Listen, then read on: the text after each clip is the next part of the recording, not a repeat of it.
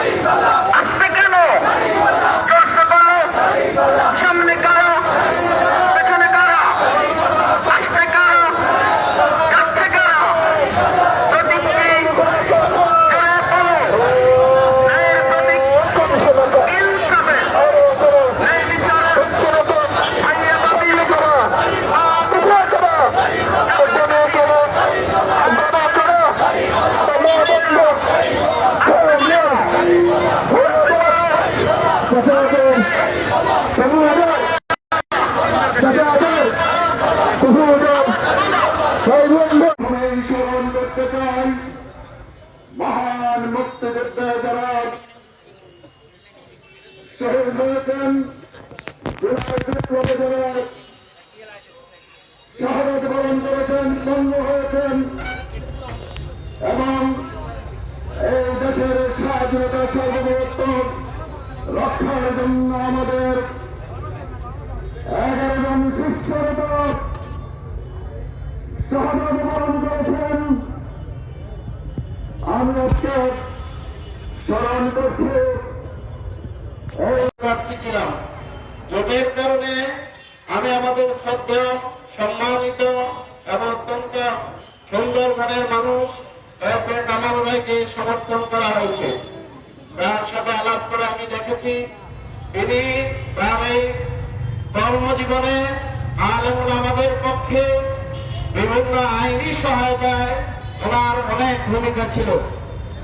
সাইকুলাদি আল্লামা মামুনুল হক, ওনার আব্বা সাইকুল্লাহ আদিল হক রহমতুল্লাহ আলাই, এই জেলের জমানা থেকে মামুনুল হক, আল্লামা মামুনুল হক মুতাজিবুল আলী, যার নামে 40টি মামলা ছিল, এগুলি আপনারা জানেন।